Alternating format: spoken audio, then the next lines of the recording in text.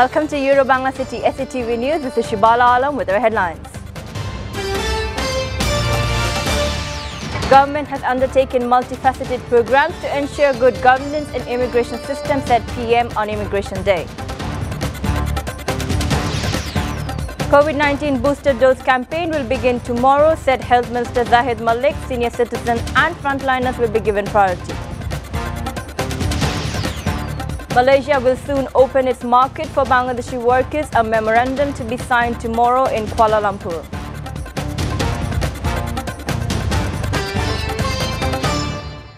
Expatriate Welfare and Overseas Employment Minister Imran Ahmed said that the country is moving forward because of the expatriates. Despite making important contributions, they are being deceived. He said this while addressing a function on the occasion of International Migrants Day at Bangabandhu Conference Centre this morning. The minister said Bangladesh's labour market is being created anew in Malaysia. All recruiting agents can send workers to Malaysia. He urged the people to have confidence in the government without listening to rumours.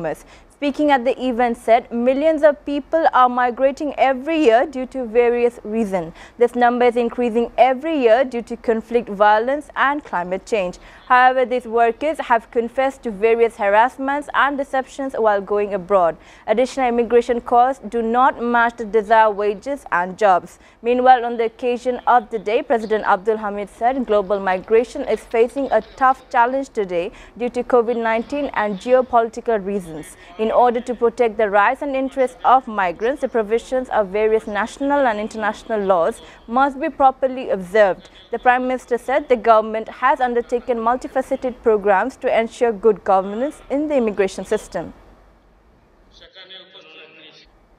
Health Minister Zahid Malik today said that the COVID-19 booster dose campaign will begin on trial at the Bangladesh College of Physicians and Surgeons in the capital's Mohakhali tomorrow. At a program as the chief guest at the Manikganj Shubhro Center in Shodar Upazila this afternoon, Zahid Malik said initially senior citizens and frontliners will be given priority. The number of booster doses recipients will increase gradually. The program was organized to distribute stipends, corrugated tins and winter clothes among the students and poor people.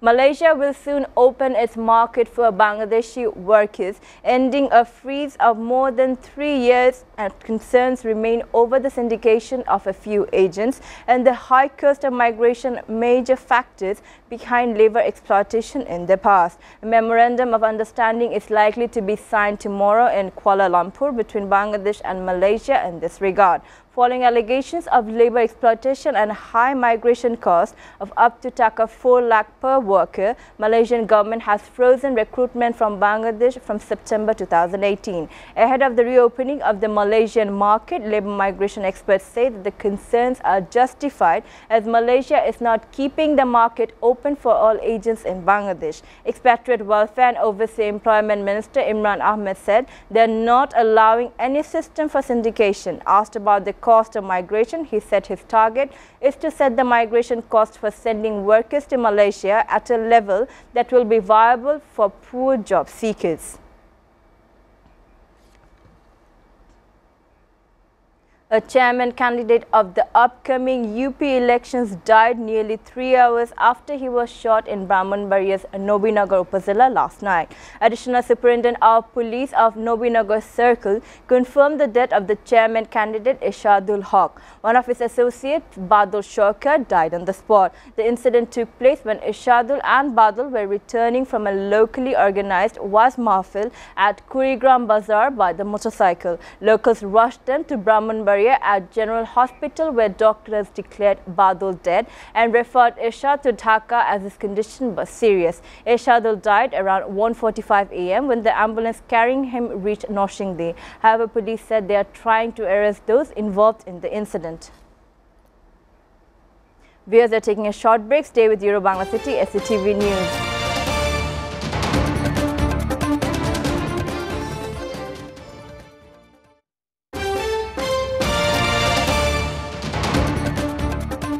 Welcome back. You're watching Euro Bangla City SATV News. Now international news. UK researchers have analysed the likely impact that a COVID booster shot will have on Omicron and say it could provide around 80% protection against severe illness. The protection is a bit less than vaccines gave against earlier versions of COVID, but it means the top-up dose should still keep up many people out of hospital. Experts still are trying to figure out how mild or severe Omicron will turn out to be.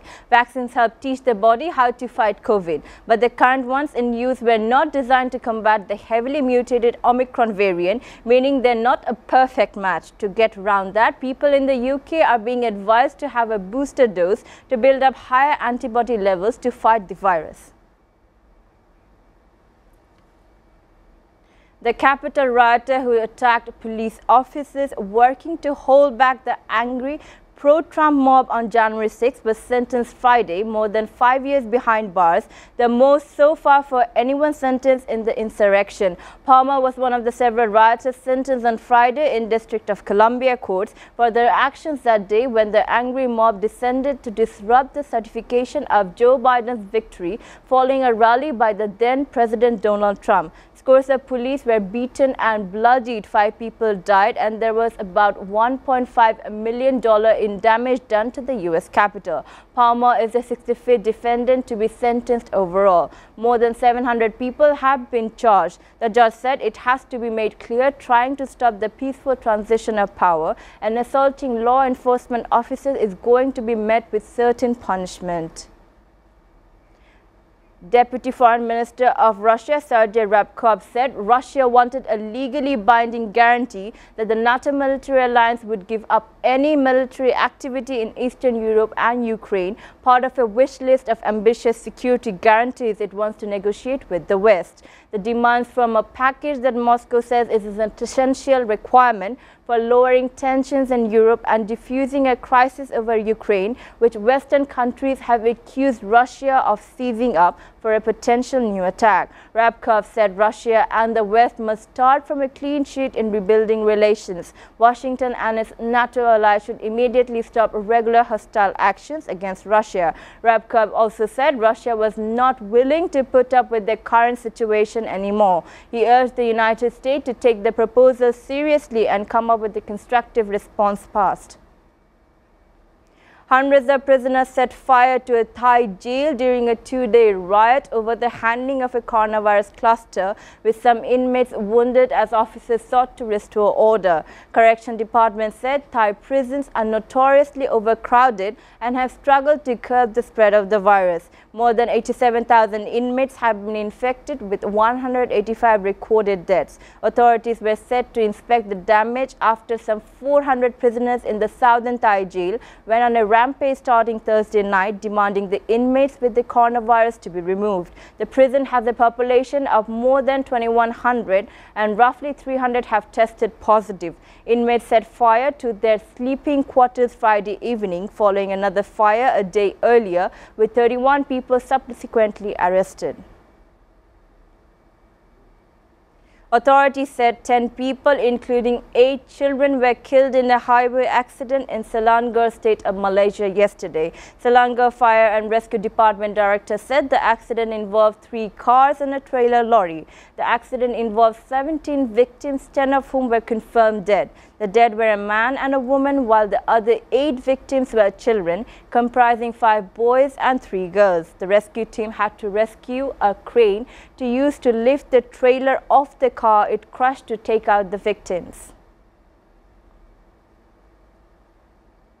Indonesian authorities raised the alert level for the highest volcano on Java Island, saying Mount Semeru would blow up again after a sudden eruption earlier this month left 48 people dead and 36 missing in villages that were buried in layers of mud. Indonesia's geological agency said it picked up increasing activity and could trigger an avalanche of lava and searing gas. Authorities said the government has set up a new danger map and urged people to obey it. It raised the alert level to the 2nd highest. The villagers living on Semeru's fertile slopes are advised to stay 13 kilometers from the crater's mouth. She also stopped tourism and mining activities along the basic Kobokan watershed. Now sports news.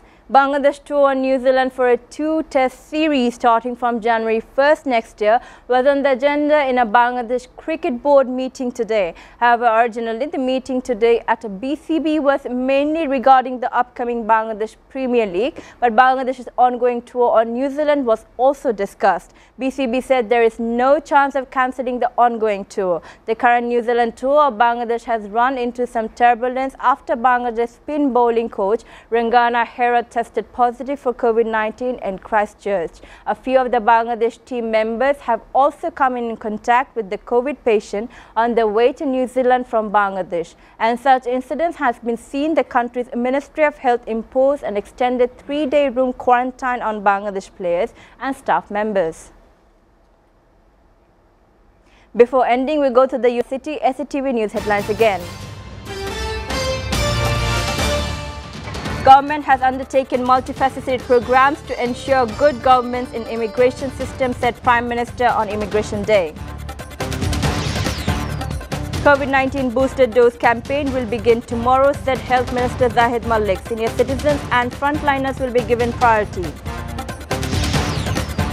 Malaysia will soon open its market for Bangladeshi workers, a memorandum to be signed tomorrow in Kuala Lumpur.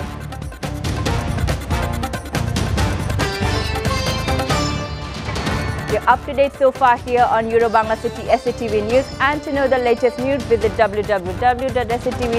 Stay with SATV.